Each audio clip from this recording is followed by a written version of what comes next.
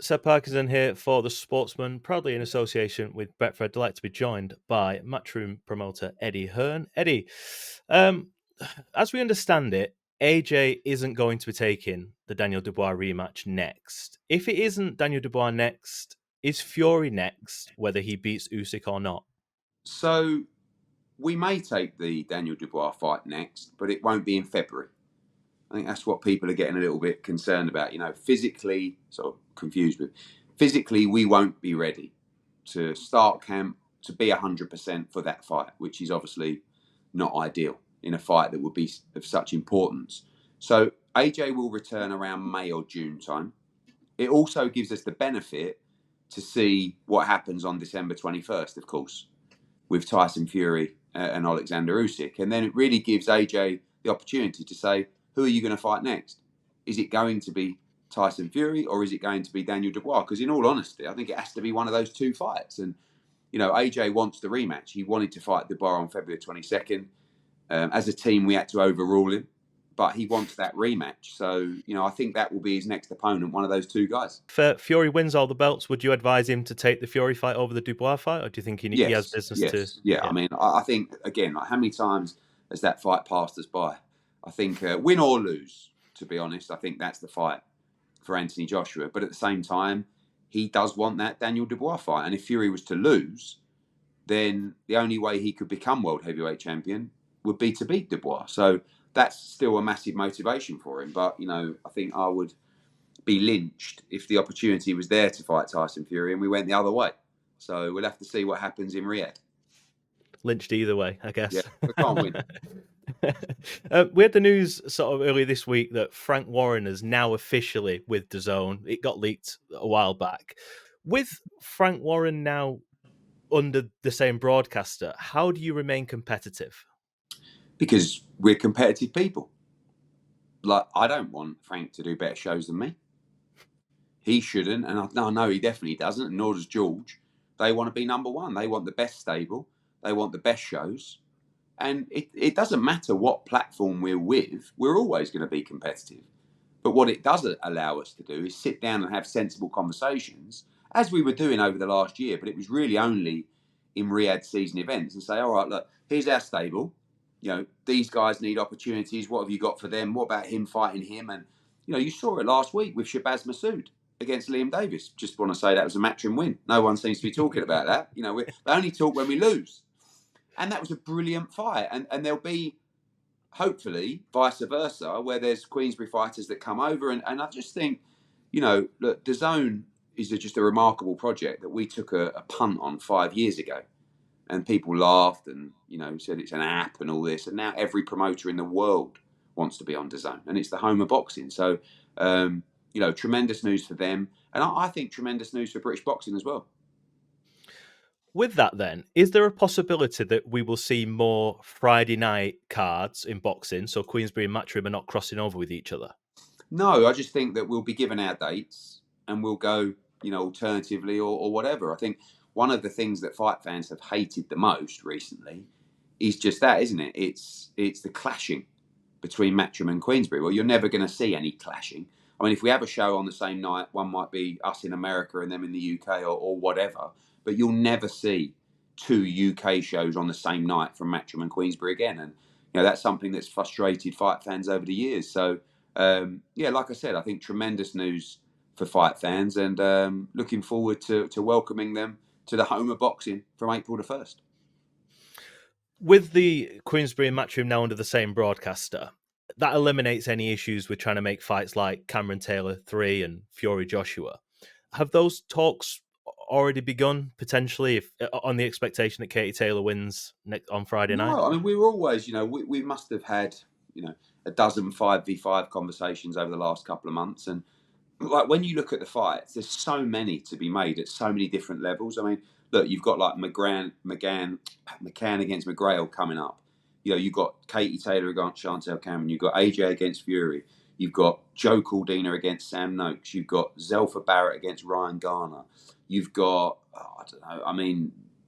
Nunes against Kakachi. You've got, there's literally 20 fights that you could put together. And not all of them are going to go on 5v5. So, I think the 5v5 stuff is something we need to continuously develop as well between us, and do some in the UK as well, because they've been very successful. But we're constantly talking. I mean, that's the great thing about the relationship now. I talk to George virtually every day. So, those fights will continue to get made.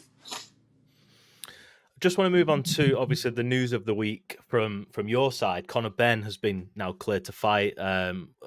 Everything to do with that has been dropped. However, the British board is said to be considering their position in terms of whether they appeal the decision. Should that happen, how much of a headache will it cause in Yeah, setting they've up done his it next before. I fight? mean, look, we won before, and they appealed. It went to a national anti-doping independent panel, and we won again. So now we'll see if they're going to appeal again. I think now the appeal after that NADP hearing is now in the High Court. So it's quite a major process for them to undertake. I hope that now everyone just says, like, it's been 2 years, like, it's just time to crack on. And, it was a major victory, because you still can't win. I mean, people saying, well, he served the silent ban. Absolute rubbish. There has been no silent ban. Oh, well, he won it on jurisdiction. Absolutely not true. It was a full hearing of all the facts, and he was cleared of any wrongdoing. People still don't want to acknowledge that, but it's done. Like, we're not even sitting here looking to gloat or to say, oh, you said that and you said that. We just want to get on with it. And, that's the plan for Conor Benn. He'll be in Philadelphia this week, and, we'll plot the future for him. If ultimately Conor is completely cleared and all the appeals have been dropped and laid to rest, is there any opportunity for him to put a legal case in for loss of earnings, for I don't example, of the know. I last mean, 2 years? I think to be honest with you, I think he's probably had enough. Like, he just wants to fight, and he's been waiting and waiting and waiting. And the only thing on his mind at the moment is, who am I fighting and when am I fighting? And the answer to that will be early 2025. But we have to collectively as a team make the right decision to decide who that will be. And we'll be doing that over the next few weeks. Will there be a warm-up fight before the Chris Eubank fight?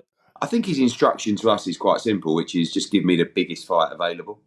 And, we may not take the Eubank fight. We may take a shot at the World Championship at 147 pounds. But, we do know that the Eubank fight is the biggest fight out there, and it's the one everybody wants to see. And it's very tempting to make that happen. Just moving on to proceedings next week as we record, Taylor versus Serrano. It's been quite a subdued promotion.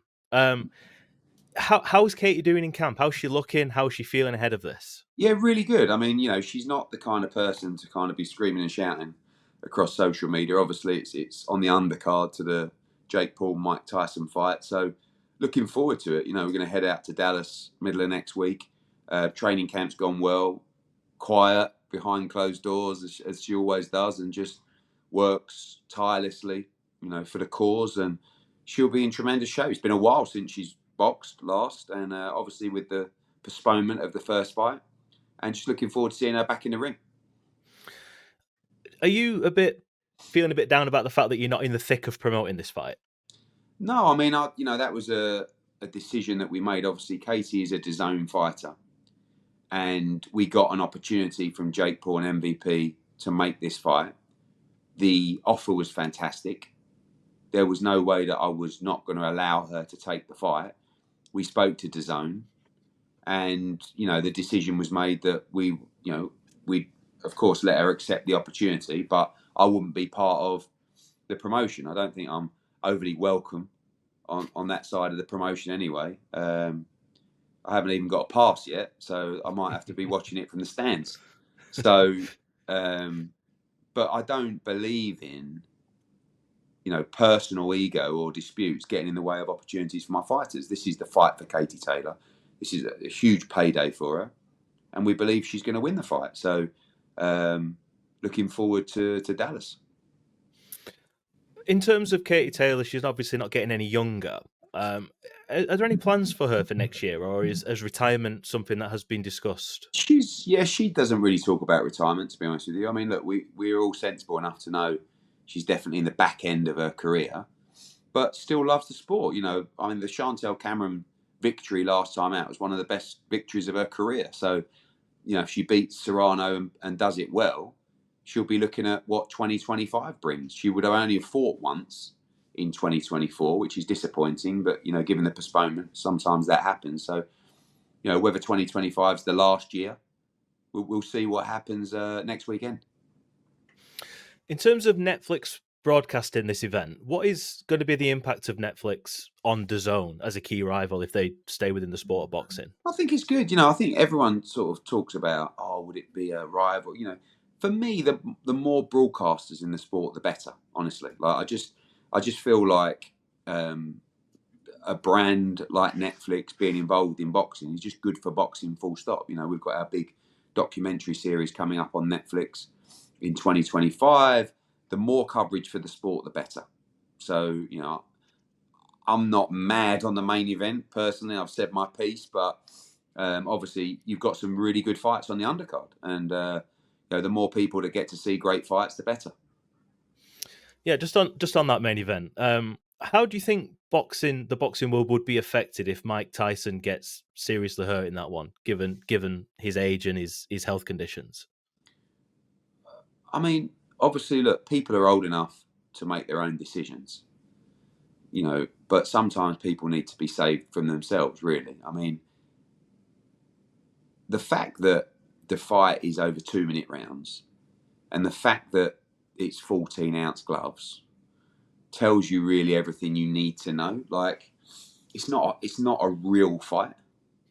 And I've said that before. People say, what do you mean it's not a real fight? Well, a real fight is 3-minute rounds, 8-ounce gloves if you're below 147 pounds, and 10-ounce gloves. And those things are happening because the guy's 58. So I'm not, I won't sit here and say this should be banned. This is a disgrace. It's not for me. I grew up, this guy was one of my biggest heroes. I don't want to see him in the ring again, but a lot of people will. So good luck to him. And that's it, really. Have you had any further conversations with Jake Paul about fighting anybody in your stable? I think Chev Clark was mentioned. Yeah, a while no, back. I mean, look, he's let's just say Jake Paul selected his opponents very well. So much so that he's now fighting a 58-year-old. So, yeah.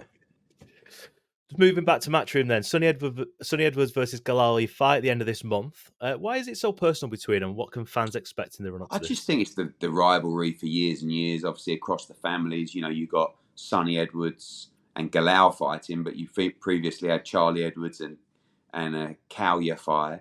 Gamal Yafai has had a lot to say for himself over the years, and they've always been sort of vying for that top spot. Galal took Sonny's spot on the amateur team and went and won gold in the Olympics, and Sonny went his own way and won a world championship. So now they're fighting for the interim world championship. We're expecting a huge crowd in Birmingham. It sold really, really well. It's a brilliant fight. It's the kind of fights that we want to see. It's one of the best fights for British boxing, and the build-up's going to be nice and tasty. And just a few weeks to go now.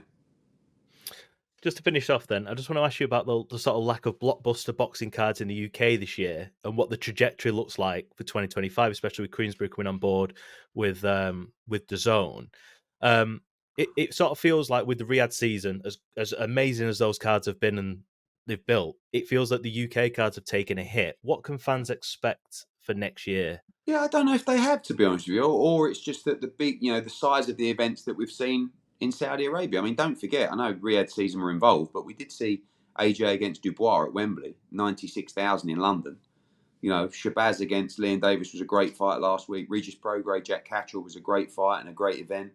You got Sonny against Galal coming up. But, the plan is definitely, speaking on my behalf, to really establish the UK as an important market in 2025 and go above and beyond in terms of the investment for the cards. And I think you'll see that from Queensberry as well.